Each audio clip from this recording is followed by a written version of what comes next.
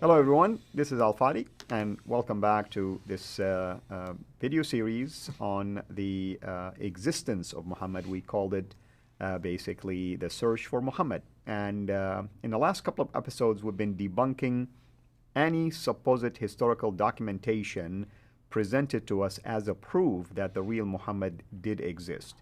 Today is no exception. We will continue along the line of debunking additional historical documentations or supposed historical documentation that is the intent behind them is to prove that a character or a person by the name Muhammad, as we know him from the traditional sources, did exist at that time when these documents were written. With me here, of course, Dr. Jay Smith. Dr. Jay, what are we going to cover today in terms of any of these alleged historical documentations? Yeah, this is the third one that we're going to be covering, and this is the Doctrina Iacobi, the Doctrina of Jacob. Iacobi would right. be the.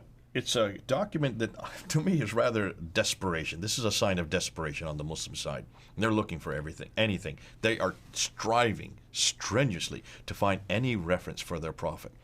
They have to, and they can't. And so that's why they're looking at these other documents to try to suggest maybe that these other people who are being impacted by Muhammad, you have to be impacted by him because he controls so much of the land, and certainly the Jews and the Christians would be impacted by him, to say nothing of the Sassanids and possibly even the Byzantines. And so there must be something written about him. So they've come up with this doctrine, the Doctrina Iacobi, which supposedly is written in 634.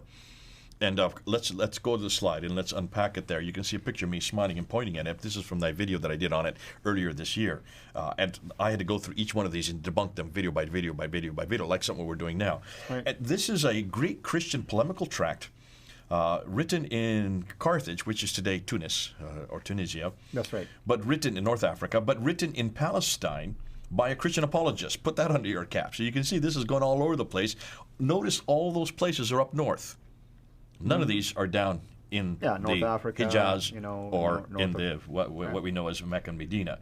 It refers to a Saracen prophet, okay? So, that must be Muhammad, because who is a Saracen prophet but Muhammad himself, with a sword?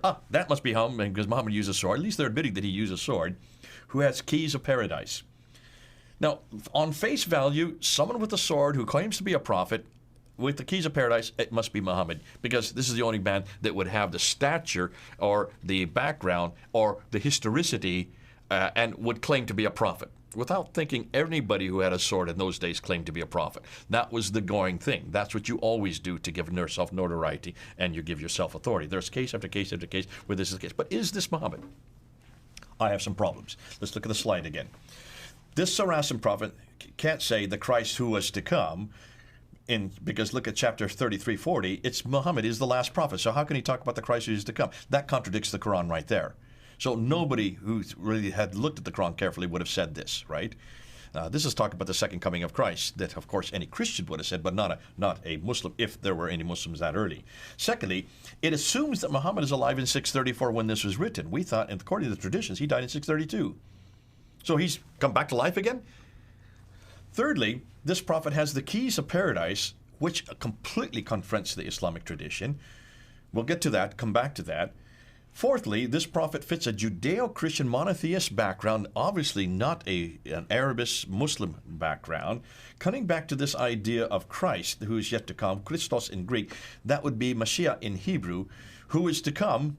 No, hold on a minute, that cannot be Muhammad, because you can see the difficulty of that. This would not be somebody. Why would he be talking about himself who's yet to come? Obviously, this is talking about the Christos who is in the Bible that's yet to come again. This would be the second coming again. Obviously, this is from a Christian background.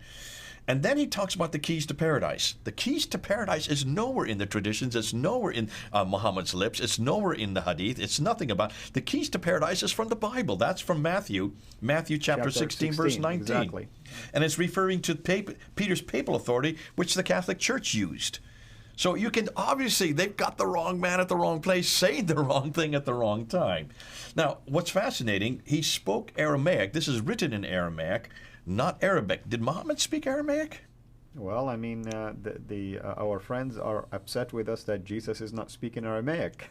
Yes, but at least Jesus was in an environment that spoke Aramaic. That's right. There were no Jews in Medina or in Mecca. There would be no Aramaic down that far south. The only Aramaic that we know that'd be closer would be Nabatean Aramaic, and that's 600 miles further north.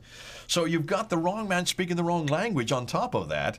Now, it also mentions, and this is what's fascinating, Muhammad would have not known Aramaic. Also, the Jews who are speaking that this is about would not have known Arabic. Not this Arabic, because they're too far north. So can you see, in every case, linguistically, theologically, historically, and even with the character himself referring to this idea of this Christ that's yet to come, that confronts in every notion the Islamic traditions. So in their desperation to find somebody, they didn't bother to unpack what this man was saying or what the track was saying in this case. So what's the conclusion? Let's go back to the slide. There is no reference to the name Muhammad, first of all. It's just a prophet.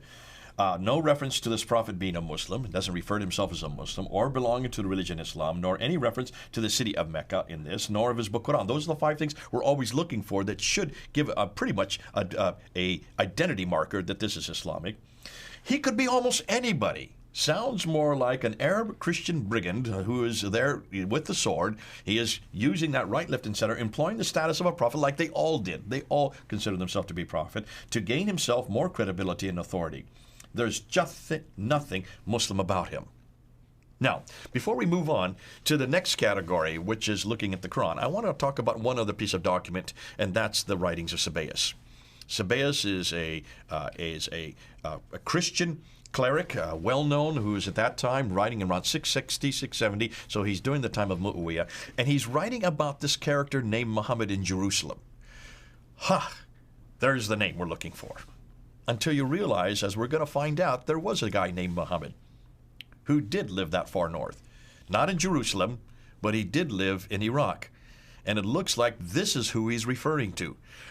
But can you get, again, this guy is a murderer, he is a brigand, he goes and rapes women, and he does all kinds of things that we don't see Muhammad doing in the tradition necessarily, but not the Muhammad that Muslims want to adopt. Be careful who you adopt. Be careful of the name that you ally to, because when you ally them, you also have to go with all the material that goes along and all the trappings that go with them. In this case as well, if you're going to say that this is Muhammad, then you're going to have to say that he knew all about Matthew 16. He knew all about the reference of the keys of paradise. He also was somebody who had a sword that was much too far north, and he also spoke Aramaic. That Muhammad does not exist in the tradition that I'm aware of. Right.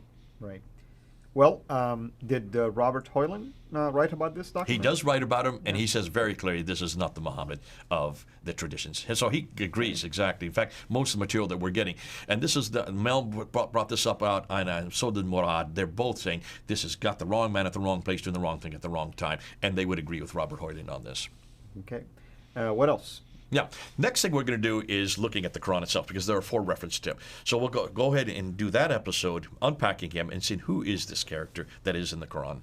Wonderful. Thank you so much, brother. Thank you, everyone, for joining us. Until we meet you next time, have a blessed day. Thank you so much for taking the time to watch this video. We can't make these quality videos without the help of partners like you. So please consider becoming a Patreon supporter today at patreon.com/Sira International. I want to make sure you always get notified when we release a new video, so please click the bell to be notified, and of course, make sure to subscribe to this channel.